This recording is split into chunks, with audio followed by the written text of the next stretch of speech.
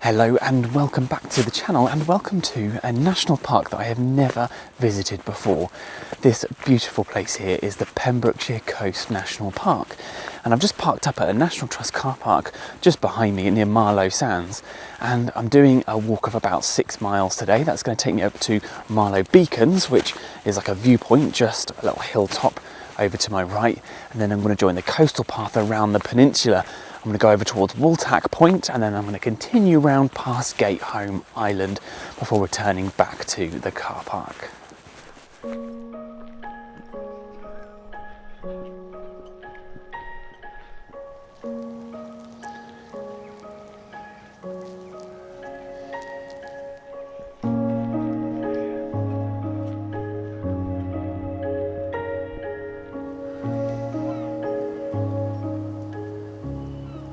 So I've made it up to the 76-metre summit of Marloes Beacon, and I couldn't find any information as to whether or not there was actually a beacon up here, but it is quite a nice viewpoint. And if I turn you around this way, I can show you over towards Wooltack Point, which is going to be my next real point of interest. And then further around to the left, that's Gateholm Island, and that's going to be sort of where I come back away from the coastal path. And then if I actually look north, look round here, across the bay over there, I can see all the way towards St David's. I can't actually see the city, but it is over there somewhere, a good 10 miles or so across the bay.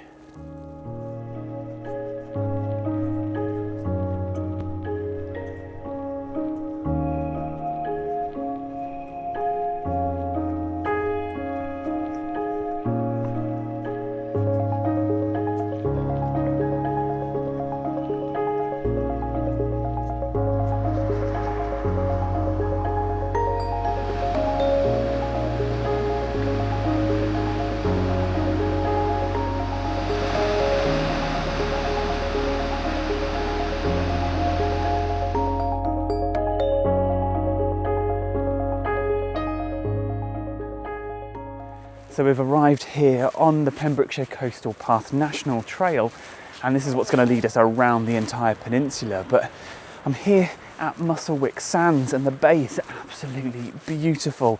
The sands look pristine and the cliffs dramatic.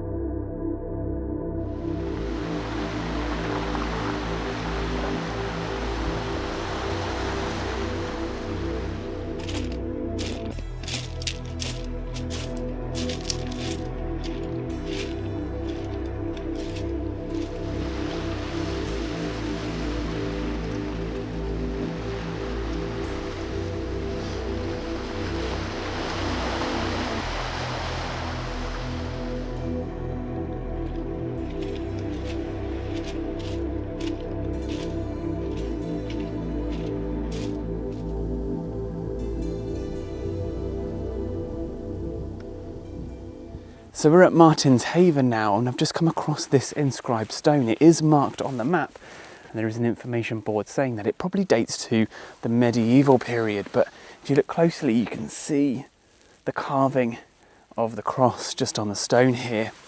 And this also marks the very edge of an Iron Age fort, which there's a huge bank and ditch that cut across this section of land here, and basically it cuts off the headland just on my right here.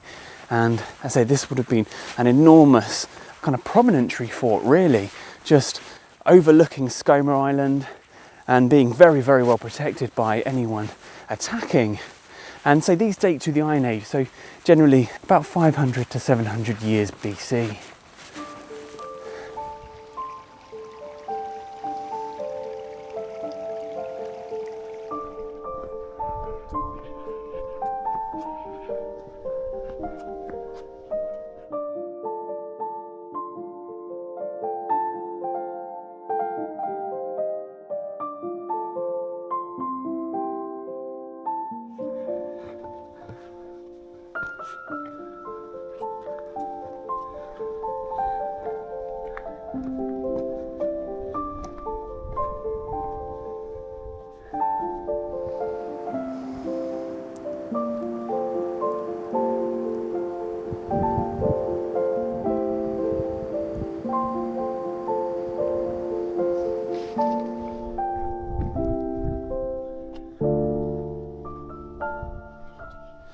So made it right up here onto Wooltack Point, and the sea on this side is so much rougher. Just over there is Midland Isle, and then just the other side, the incredible Skomer Island as well, a massive national nature reserve. Now I'm here in winter, unfortunately, so there's no ferries across, but in summer you can get a ferry across and spend the day over there. There's lots of footpaths around, so much wildlife and bird life to see. And then turning around this way and looking along the coast, I can see over to some peaks over, I think, near St David's, and then along the coast looking north. Absolutely beautiful here. Now the map does show a natural arch being just over here, so I can't wait to go and have a little look for it.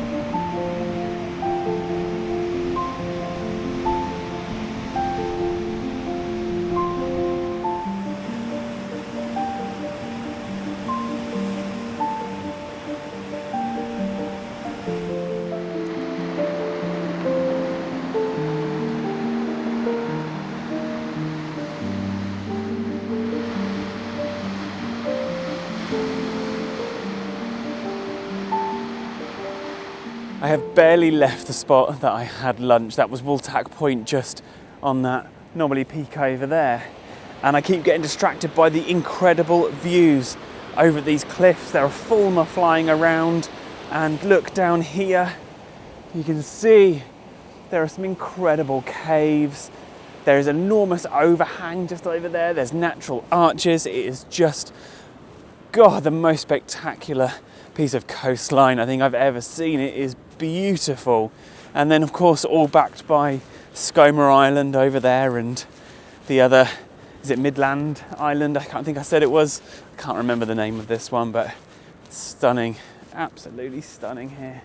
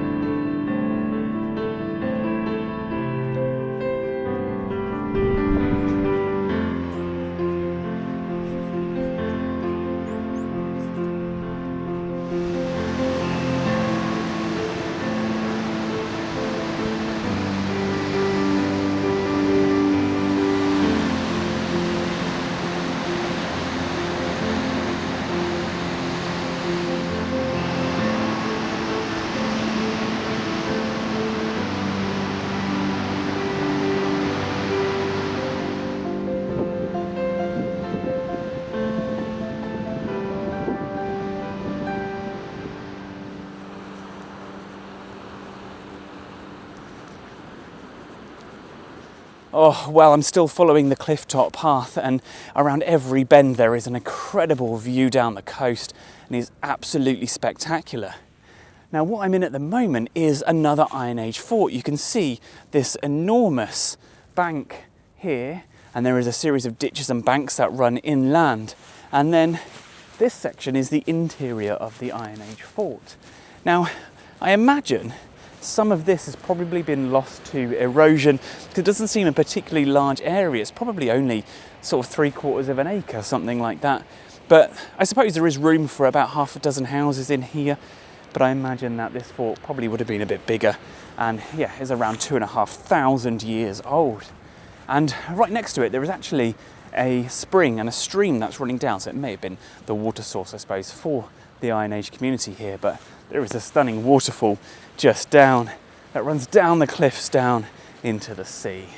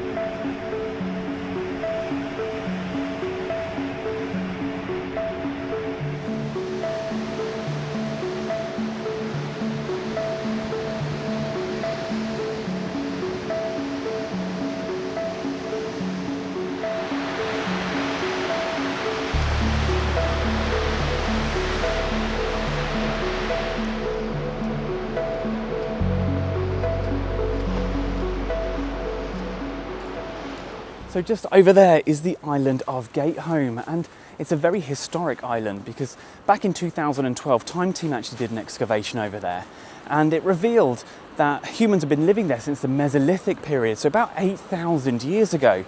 But they also found lots of Iron Age houses, which were possibly contemporary with the fort that sits just over there, and also some early Christian houses as well. So a very long historic range of occupation.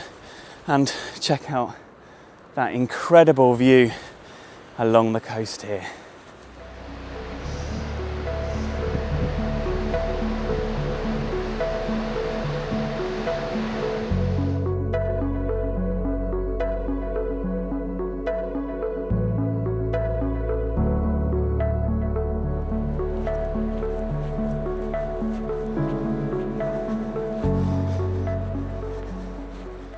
So I was following the permissive footpath back up towards the car park, and I had to take a little detour because sadly there was a load of cows in the field, including a bull looking right at me. So I veered over towards a gate and joined the footpath a little bit further up. But on a positive note, look at this beautiful area here. This is Marloes Mere, and it's absolutely full of wildlife. I can see lots of moorhens along the edge. There's some shoveler just over here. There's been lapwings in flocks flying over, which has been really, really nice. And I can hear lots and lots of teal, and I think there may be some widgeon over there as well. And I've seen a few mallards, so lots of overwintering wildfowl. If you have enjoyed this video, don't forget to hit like, hit subscribe, and also ring the bell to keep up to date with future uploads. And I'll see you next time.